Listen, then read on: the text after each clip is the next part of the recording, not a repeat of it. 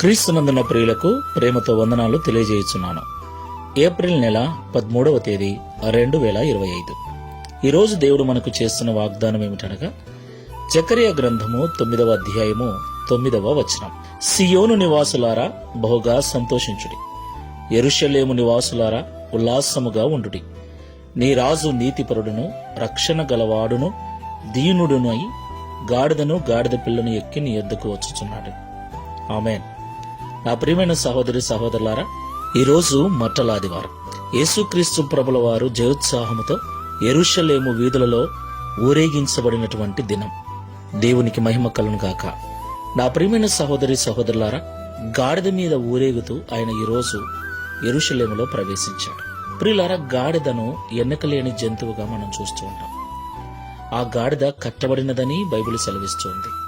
యేసుక్రీస్తు ప్రభుల వారు కట్టబడిన ఆ గాడిదను విడిపించి దాని మీద ఆయన ఊరేగాడు. దేవునికి మహిమ కలుగును గాక.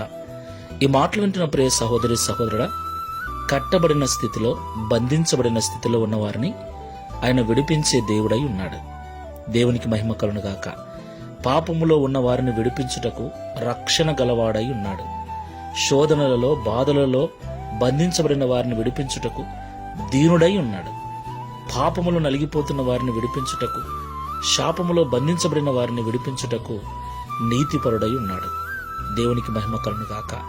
ఈ మాటలు వింటున్న ప్రియ సహోదరి సహోదరుడా, ఆయన నీ యొద్దకు వస్తున్నాడు. ఆయన నిన్ను విడిపించటానికి సిద్ధంగా ఉన్నాడు.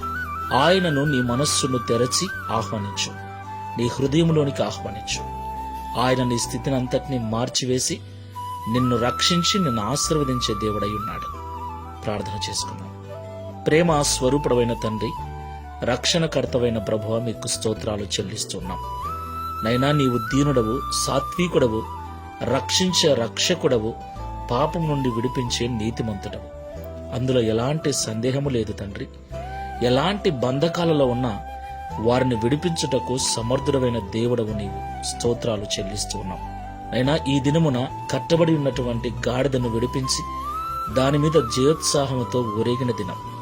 అలాగే మాటలు వింటున్న వారిలో వ్యసనాలలో, బాధలలో, అప్పులలో, సమస్యలలో, ఆర్థికపరమైన ఇబ్బందులలో బంధించబడి బాధపడుచున్న వారిని విడిపించి వారి జీవితములలో విజయమును అనుగ్రహించి విజయోత్సాహముతో సంబరాలు చేసుకున్నట్లు కృపను అనుగ్రహించు.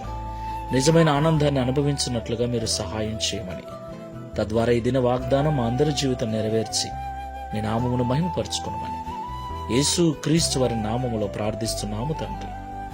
ఆమేన్. Praise the Lord. God bless you.